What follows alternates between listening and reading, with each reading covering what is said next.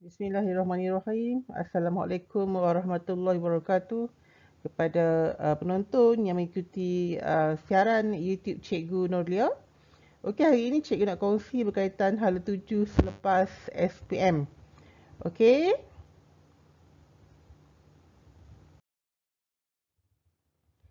Okey adik-adik, bila ditanya berkaitan ke mana anda selepas SPM, apa jawab anda? Selalunya tak tahulah cikgu. Kadang-kadang entah. Okey, entah jawapannya. Ada juga yang garuk kepala. Tak tahulah nak buat macam mana. Ataupun ada yang rasa nak bekerja. Ataupun rahsialah cikgu. Itulah yang biasanya bila guru bimbingan kaunseling tanyakan soalan ini kepada anak-anak pelajar. Kebiasaannya seorang guru bimbingan kaunseling akan mendapat jawapan yang sebegini daripada pelajar yang tidak bersedia dan tidak tahu ke mana arah selepas SPM. Okey, baik. Okey, nampak gambar itu? Confused? Tertanya-tanya ke mana nak pergi? Kita tengok. Dia nak tenanggur ke lepas SPM? Tak nak anggur tu maksud kata lepas SPM tu dia tak bekerja. Dia mengharapkan ibu bapa sebagai father and mother yang untuk bela dia. Bela sampai bila-bila lah agaknya kan? Okay. Ataupun rasa nak kerja.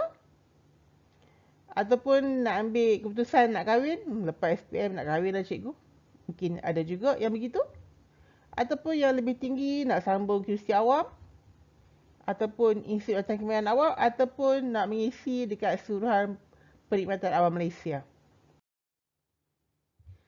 Baik, kita tengok dulu sayang pandang hierarki sistem pendidikan di Malaysia bagaimana. Okey, cikgu ambil level yang paling rendah lah iaitu SPM. Okey, biasanya lepas SPM ni pelajar jika mendapat keputusan yang cemerlang, pelajar akan membuat beberapa pilihan. Sama ada IPG, asasi, matrikulasi, ingatan 6 ataupun isi latihan kemahiran awam. Kita naik sikit lagi, mungkin ke peringkat diploma. Lepas diploma, ke peringkat ijazah sarjana muda. Ke peringkat master. Dan level pendidikan yang tertinggi sekali ialah PhD. Dan pilih bekerja. Okey, baik, di sini adik-adik cikgu nak terangkan kalau diperhatikan anak panah daripada level pendidikan tu SPM ke, diploma ke, ijazah sarjana muda ke, you ada master ke, you ada PhD, semuanya akan bergerak ke arah pekerjaan. Okey, semua ni.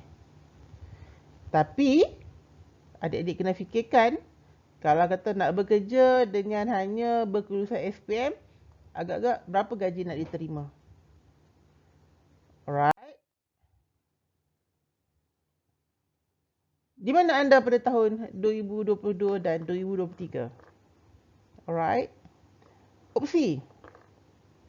Ataupun Universiti Sultan Zainal Abidin, UTM, UTHM, Universiti Tun Hussein Onn Malaysia, UiTM, UPM, UUM, Universiti Teknikal Malaysia Melaka, Universiti Malaysia Pahang. Maaf, cikgu punya slide di situ agak kecil logonya.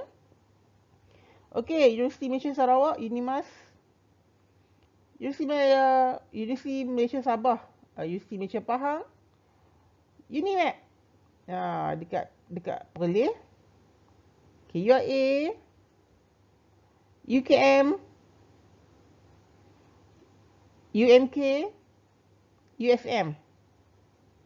Dan terakhir sekali UPNM, Universiti Pertahanan Nasional Malaysia. Ada 20 universiti awam di seluruh Malaysia. Baik, kita tengok sikit lagi laluan kemahiran bagi adik-adik lepasan SPM nak ke arah mana. Okey, boleh pilih IKM, Institut Kemahiran Malaysia. Banyak ya cawangannya. Di bawah Jabatan Tenaga Malaysia. ABM, Akademi Binaan Malaysia. Jabatan Pendidikan College Community. Institut Kemahiran Belia Negara IKBN, ataupun ILP, Institut Latihan Perindustrian. SIAS. Okey, SIAS ini satu institut yang mana produk akhirnya nak mengeluarkan para pensyarah, tetapi pelajar perlu ada sijil kemahiran tahap 3. Dan ianya terletak di Shah Alam. Okey, Gap Mara, JMTI, Institut Teknikal Jepun Malaysia, terletak di Bukit Minyak. Ataupun Institut Kraf Negara yang jarang-jarang orang ketahui ya. EdTech. EdTech pun banyak. Dia ada di bawah Jabatan Tenaga Malaysia. Okey, unit pusat Institut Mara. Ada MIAT, Malaysian Institute of Aviation Technology. BMI, British Malaysian Institute. GMI, German Malaysian Institute. Malaysia France Institute. Yang tadi SIAS EdTech tu pun di bawah UPIM lah. Yang tadi slide awak yang sebelumnya tadi pun memang cikgu dah masukkan. Tapi yang ni cikgu dah khususkan bahawasanya ianya berada di bawah unit pusat Institut Mara ataupun Institut Latihan Perindustrian. Alright. Baik. Awak yang cikgu duk tegang sangat pasal nak pergi mana lepas SPM ni? Awak yang cikgu duk tegang, duk kalut sangat, duk tanya pasal nak pergi mana SPM ni kat adik-adik ni. Sebab libatkan masa depan awak. Okey. Sebab awak kena tanya, dengan hanya CJ SPM saja, kerja apa yang boleh saya buat? Yang aku boleh buat? Nanti agak-agak kalau aku bekerja dengan kelayakan yang aku dapat tu, gaji banyak mana aku dapat kalau kata kelayakan rendah. Bukan nak menghina, tetapi cikgu nak cetuskan persoalan di minda kamu agar kamu berfikir tentang masa depan kamu. Satu hari nanti rumah besar nak beli habuan, nak bela anak bini nanti nak, kalau aku tak belajar betul-betul. Rumah besar mana nak beli? Habuan nak bela anak bini nanti kalau aku tak belajar betul-betul sejak di zaman sekolah ini. Fikir-fikirkan. Okey? Nak beli kereta apa gaji yang aku dapat ni? Sebab apa cikgu duk letak lah ni? Sebab cikgu percaya kita ini manusia punya ada kehendak. Kita tengok orang pakai elok, kita pun nak pakai elok juga. Kita tengok orang pakai orang besar, nak pakai orang besar juga. Kereta besar nak orang besar juga. Nak tengok bini besar, tak. Bini besar tak mahu, nak kurus-kurus. Okey? Saja sekadar lucu saja ya. Okey, ataupun nanti satu hari nanti awak nak duduk rumah sewa ke atau rumah mereka, ataupun nak tumpang mokpok kalau kata satu hari nanti awak dah berkahwin. Jadi tolongkan lah. Cikgu sentiasa bagi tahu anak pelajar dalam mana-mana ceramah cikgu. Okey, SPM mungkin bukan segala-galanya, tapi segala-galanya bermula dengan SPM. Okey, cikgu ulang balik ayat cikgu. Hadam, fahamkan kata-kata cikgu. SPM mungkin bukan segala-galanya, tapi segala-galanya memerlukan SPM. Itulah pasal masa sekolah ni kena belajar betul-betul. Walaupun pandemik, kok mana pun aku kena belajar. Kena faham tu, kena belajar. Okey, apa faktor kita buat pilihan?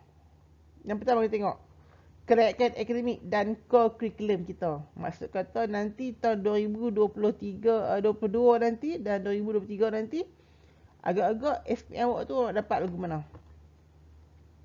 Kalau kata awak tak belajar daripada law, awak tak pulang daripada law, agak-agak SPM awak result awak dapat lagu mana? Kelayakan akademik 90%. Kelayakan kurikulum yang apa duk aktif masuk pertandingan online lah dan segala bagai tu, itu termasuk dalam kurikulum yang menyumbang sebanyak 10%. Okey. pada cita kamu. Okey, bila kamu nak buat faktor pilihan kamu, nanti nak pilih masuk ke mana-mana, Allah kata dapat SPM nanti. Lepas SPM biasanya budak akan pelajar akan isi UPU lah. Cita-cita kamu tanya cita-cita kamu nak jadi apa. Andai kata bercerita nak jadi arkitek, result kamu lagu mana? Result yang macam mana nak kena bagi dapat? Yang nak bagi supaya dapat result yang elok. Untuk menzahirkan cita-cita kamu tu, untuk mencapai cita-cita tu. Kalau daripada zaman sekolah pun belajar main-main, waktu pandemik ni kelas online pun tak masuk, macam mana nak kejar cita-cita. Next, itu minat. Minat kita ke arah mana? Kamu tahu lah macam mana minat. Kalau kata kamu tidak tahu, saya tak tahu lah cikgu nak minat apa, nak kerja apa, tak tahu. Jangan pening-pening, jangan bimbang. Mai jumpa cikgu, mesej cikgu. Yalah kan nak jumpa waktu pandemik ni tak boleh, dah sekolah pun tak bersemuka lagi. Andai kata sekolah bersemuka nanti, kunjungilah unit bimbingan kaunseling. Tanyalah kaunselor anda. Cikgu, saya menghadapi masalah dalam nak membuat pilihan. Nak pergi mana? Saya tak tahu minat saya lagu mana. Jangan bimbang. Nanti jumpa kaunselor. Kaunselor bawa keluar daripada poket Doraemon. Kertas inventory. Minat kerjaya untuk kamu jawab. Kita tengok. Ataupun SDS. Self-Directed Search. Kaunselor ni ibaratnya macam ada set inventory yang boleh menguji minat kamu ke arah mana. Dan boleh membimbing kamu ke arah program yang mana yang bersesuaian yang nak diisi dalam UPU nanti. Okey. Yang penting ni adik-adik, markah meritokrasi. Markah meritokrasi ni kita tahu bila nak isi UPU nanti kena tahu dudukan kita lagu mana. Bab markah meritokrasi ni cikgu tidak boleh terang banyak sebab ini adalah salah satu portion yang sangat khas, sangat khusus kalau nak diterangkan dalam video ini. Amatlah mengambil masa yang panjang sebab biasanya cikgu bila buat kursus ataupun ceramah berkaitan pengiraan meritokrasi mengambil masa 1 jam 30 minit. Bagi tujuan ceramah hala 7 selepas SPM ini, cikgu hanya sekadar sentuh sekali lalu sahaja. Yang penting markah meritokrasi tu adik-adik kena tahu apakah ia. Okey, seterusnya pilihan program pengajian. Pilihan program pengajian kita nak isi apa? Jangan pakai ikut dan saja. Dia kena tally dengan minat, kena tally dengan kelayakan akademik dan kurikulum. Kalau kata minat nak jadi doktor, tapi kelayakan akademik tu tak ambil pure science, nak jadi macam mana doktor? Tak kenalah dia. Jadinya kena faham. Okey, pilihan tempat pengajian. Pilihan tempat pengajian pun kena diambil kira dalam pilihan nanti bila kamu isi UPU nanti. Okey, ada kes pelajar yang cikgu ikuti yang sebelum-sebelum ni yang bila mana dia mengisi dalam UPU, dia tahu nak isi dia nak isi saja program pengajian tapi dia tak tengok tempat. Kena Sabah Sarawak dah tak pi pula, kena dapat tawaran. Tak pi sebab apa? Jauh. Itu sebab kena tengok, kena bincang dengan mak ayah seandainya proses yang awak pilih itu berada di Sabah dan Sarawak. Maukah ibu bapa lepaskan? Kalau mak ayah yang jenis boleh lepas, yang boleh faham, anak-anak mengaji boleh lah. Takut-takut kita ni berada dalam kalangan yang mungkin tidak berkemampuan untuk hantar anak ke Sabah Sarawak. Jadinya, bila nak mengisi tu, pilihlah yang betul-betul. Keinginan bapa ni, mak bapa nak kamu jadi doktor, tapi kamu nak jadi lawyer. Yang tu pun kena bincang pula dengan mak ayah. Okey? Lepas tu, pengawal rakan sebaya. Terkadang ni bila nak faktor membuat pilihan untuk pilih nak masuk U ke, nak sama mengaji ke, nak kahwin ke, nak kerja ke, tu ikut kawan. Cikgu nasihatkan, bila kes lagu ni jangan ikut rakan. Tanya diri sendiri. Kamu minat apa? Jangan ikut kawan. Nanti menyesal. Okey.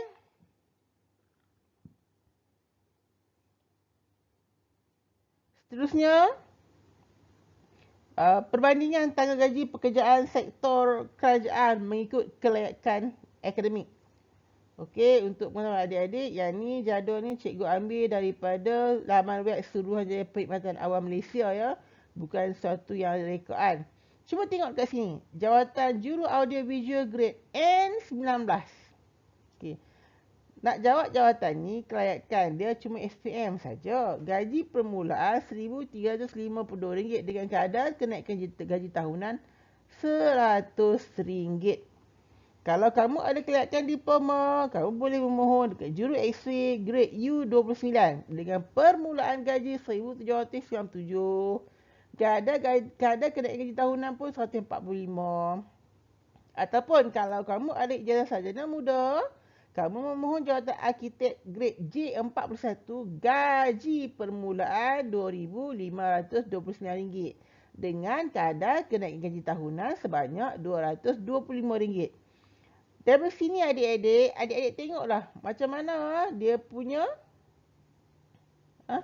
ni gaji. Tengok ni. Nampak tak? Beza banyak kan?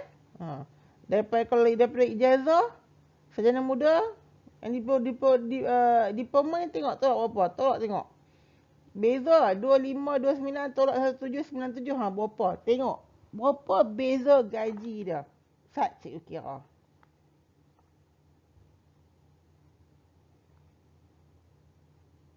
Itu sebab kita bila kamu nak merancang masa depan kamu, kena baca habis-habis.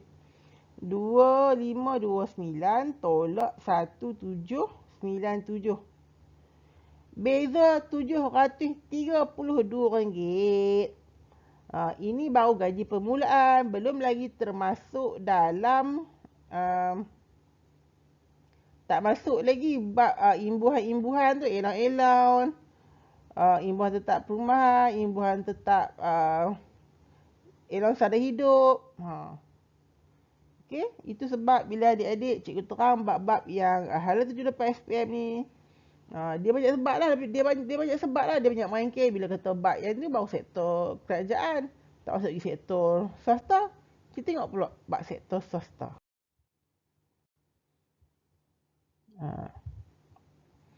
Okey. Ini 10 pekerjaan menawarkan gaji yang tinggi di Malaysia. Kalau ni graduan baru lah ya. Okey, cikgu ambil bahan dari internet.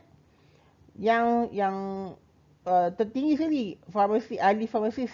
Tengok gaji dia, starting 3,640. Lepas tu strategi korporat 3,200. Perkhidmatan kewangan RM3,054.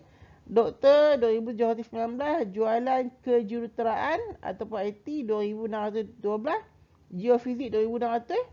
Penerbangan aviation 2,533. Sains aktuarial 2,475. Korporat 2,045 dan IT persian 2,452. Ini adalah anggaran kasar bagi pekerjaan yang menawarkan gaji tertinggi di Malaysia bagi fresh graduate.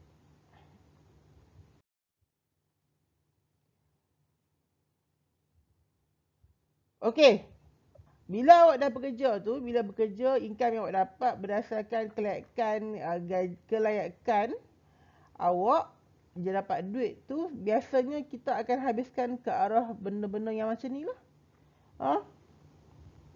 Untuk makanan, untuk housing loan kan, bila dah kerja tu, kalau tetap tu kita nak beli rumah kan, pinjaman perumahan, bil tu, bil air, bil api, bil internet, bil telefon. Tu kalau ada duit lebih sikit, ikutlah nak simpan pergi holiday. Macam cikgu suka pergi holiday setiap tahun, cuti sekolah. Sekolah holiday lah. Tapi dah 2 tahun ni, sejak 2019 dah kena COVID, tak boleh melancong. Jadinya terpekatlah di rumah. Lepas tu, bayar bayaran ansuran kereta bulanan. Medical pun kena tahu juga. Kalau ada yang berkemampuan tu, ambil lah kad insurans takaful ke apa pun. Ini bukanlah perkara wajib, tetapi dalam keadaan zaman sekarang ni penyakit macam-macam, belilah insurans macam cikgu beli Prudential BSN. Potong tiap bulan 174. takut mai ke depan ada penyakit ke apa, at least tu duit tu dalam insurans tu boleh cover lah sikit. Bukan kata kita minta, tapi sekurang-kurangnya sebagai tujuan awasan. Kalau adik-adik belajar subjek ekonomi, tentu cikgu pernah sebut pasal simpanan untuk tujuan awasan. Ataupun kalau kita dapat duit tu, kalau orang perempuan dia nak beli baju kan. Biasalah laki cakap laki, perempuan cakap perempuan. Itulah sebabnya kita kena mengaji, kita kena belajar dengan tekun sebab berkait rapat dengan masa depan kamu. Okey, ini gambar yang seterusnya, iaitu realiti dan risiko kehidupan. Tengok di sini. Cikgu nak terang. Tengoklah kalau kata kamu habis SPM umur 17. Okey, bila dah kata sambung mengaji, dapat sambung mengaji habis umur 24, 25. Katalah umur 25 tu dah start kerja kan. Kerja, bila tanda kerja tu, kalau kata umur panjang tu sampai umur 55 tahun tu, kalau lah kan Tuhan bagi umur panjang tu, inilah yang akan kita hadapi dalam kehidupan kita. Sebagai manusia yang biasa, inilah yang akan kita hadapi. Kita kalau kita kerja elok lah, kita nak beli kereta, nak beli rumah, nak berkahwin. Lepas tu esok dah kahwin, dah ada anak, nak kena bela anak pula. Lepas tu bila malah kita umur dah tua ni, persaraan ni, kita nak kena ada duit. Celah-celah tu pula takutlah sepanjang umur 25 nak menghala ke 55 tahun tu, kok lah tengah-tengah ada perkara-perkara yang tak terjangka berlaku. Contohnya kemalangan ke, kita bukan minta, tapi kalau berlaku, nak pergi cari mana duit hutang.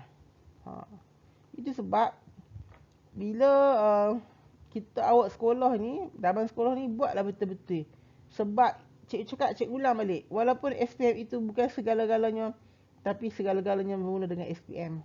Sebab benda-benda ni lah yang kata masa depan. Pasal benda-benda lagu ni lah. Kalau ada penyakit kritikal, duit kerja yang kita dapat tu hasil daripada jawatan yang kita jawat. Besar mana gaji yang kita ada untuk kita bahagikan kepada keperluan-keperluan yang sepatutnya lah. Untuk tujuan awasan dari penyakit kritikal. Kalau ada kematian pula, tengah-tengah malam ada orang mati ke, ahli keluarga mati ke, yang jauh ke, yang dekat ke, duit nak kena ada semua tu. Ataupun ada sakit, ditakdirkan lumpuh ke, cacat ke, tapi minta simpang lah kan. Yang tu lah cikgu nak terang tu.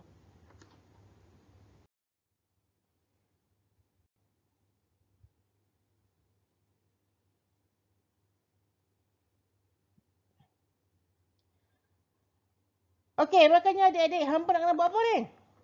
Dia tunjuk, dia tunjai kepala tu. Hampa nak buat lagu mana? Hampa kena belajar lah cerita dia. Okey, ni Smart Kediri.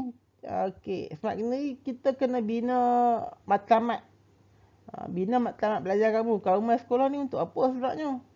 Bila kamu ambil SPM tu untuk apa sebenarnya? Tanya diri. Kenapa mak ayah hantar kita main sekolah? Walaupun dalam pandemik tak berlakunya situasi sekolahan secara temuka, hanyalah alam maya, hanyalah online, tapi kena bina juga matlamat. Tanya diri, untuk apa? Okey?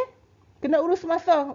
Jangan hanya seronok duk main game, main PUBG, duk layan YouTube, tengok Korea, BTS lah. Cikgu tahu lah. Remaja ni memang lagu tu lah, main TikTok kan.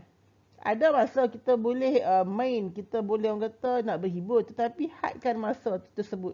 Okey, lebihkan masa belajar. Belajar subjek semasa. Tengok subjek apa yang kita lemah. Kita check diri kita. Lepas tu kalau kata kita tak faham sesuatu benda tu, kita tanya.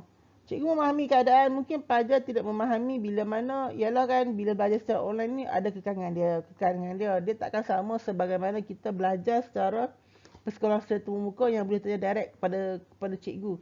Tapi cikgu percaya bila dah ada handset, ada WhatsApp, ada boleh buat video call dengan cikgu. Tapi tinggal lagi kamu kena rajin bertanya lah.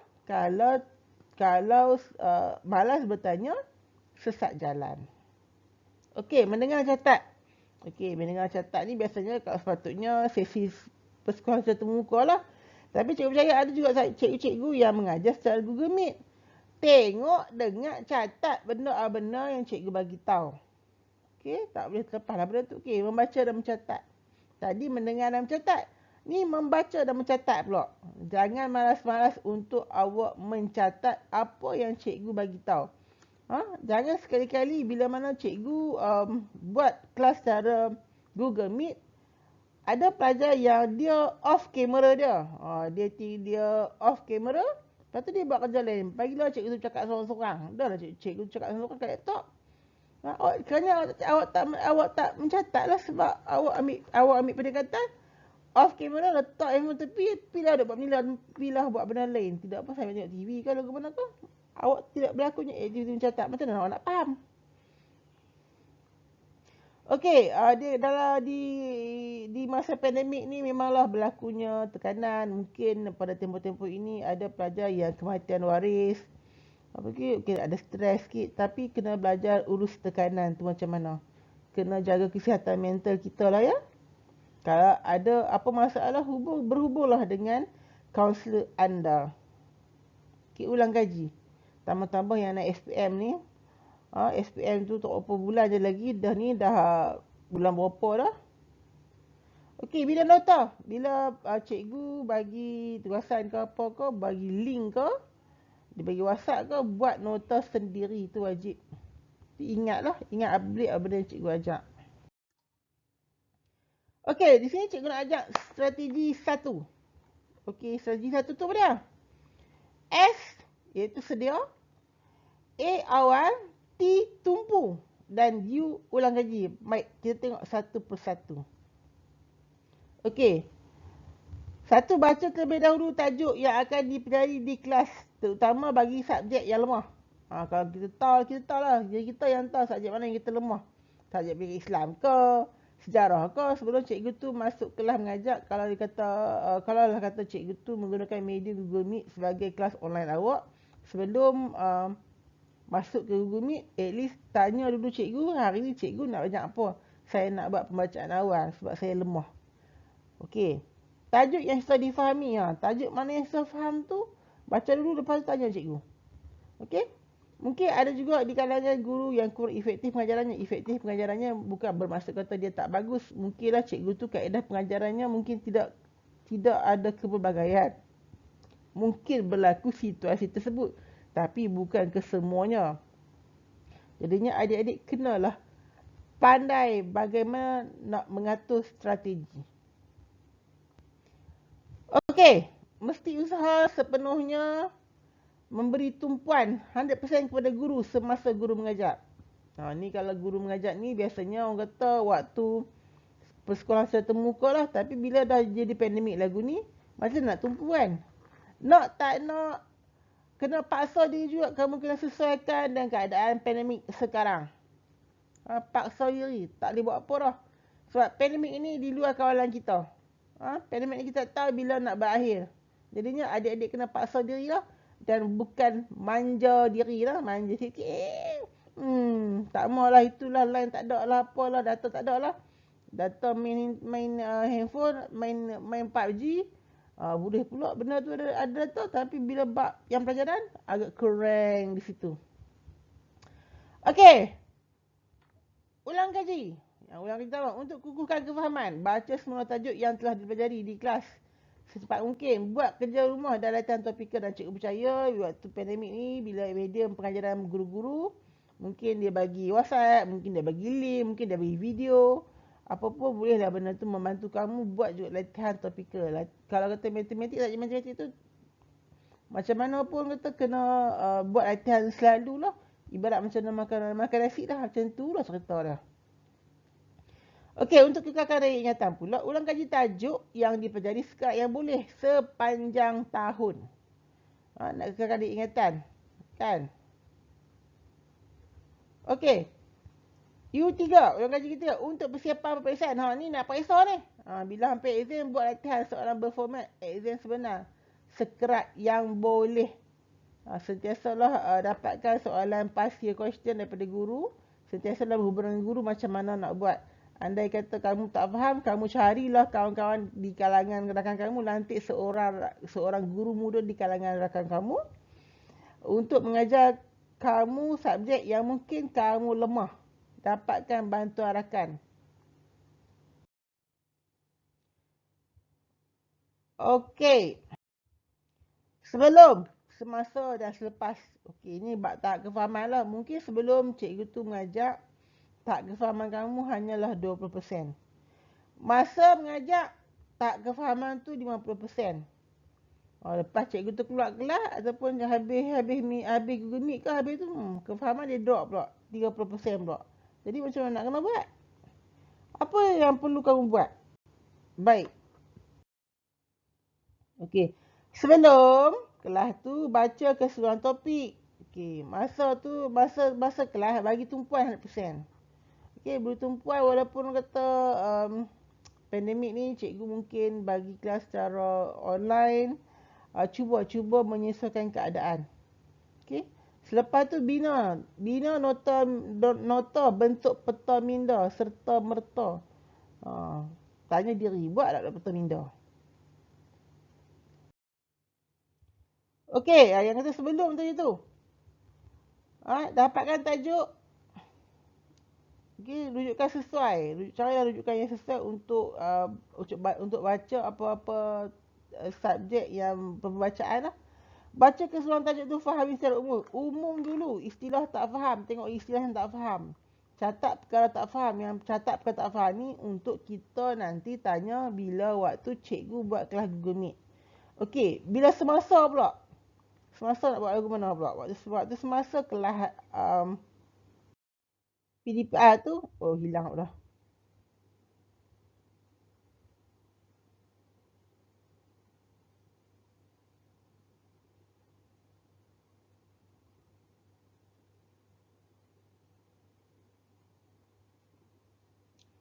Okay, to be successful, we must first decide how good I want to be. Sehebat mana aku nak jadi. How far I want to go. Sampai peringkat mana aku nak capai. How hard I want to work. Sejauh mana aku sanggup bekerja keras. Tanya diri, jika aku nak aim straight A dalam SPM ni, sanggup ke aku berjaga malam, sanggup ke aku buat kerja yang kata melebihi masa yang sepatutnya. Okay. Barulah seronok. Okey, ini hanya sebagai gambar-gambar kejayaan pelajar-pelajar yang cemerlang SPM tahun-tahun sebelumnya. Untuk bagi boost semangat kamu supaya parti tengok macam mana. Tengok. Tak mau ke bagi mak pak hampa bangga dengan hampa. Tengok bila dapat elok, ayah cium, mak cium, terasa di hati. Rasa lega, rasa bangga dapat membanggakan mak ayah. Rasa seronok sangat jadi anak yang menjadi sebutan mak ayah. Okey, ini warna-warni kejayaan. Tengok 10A, 11A. Yang ni zaman sebelum pandemik lah ya. Ini seronok. Tengok kita momen lagu ni yang kamu akan ingat satu hari nanti. Untuk jumpa kawan kan. Tanya 11A ni SPM 2019. Ni masa pandemik pun waktu pandemik. Okey. Okey, setakat itu dulu untuk daripada cikgu. Ada kesilapan di mana-mana, cikgu mohon maaf. Anda yang menentukan masa depan anda. Emosi anda menentukan fikiran anda. Fikiran anda menentukan tindakan anda. Tindakan anda menentukan masa depan anda. Bye. Assalamualaikum.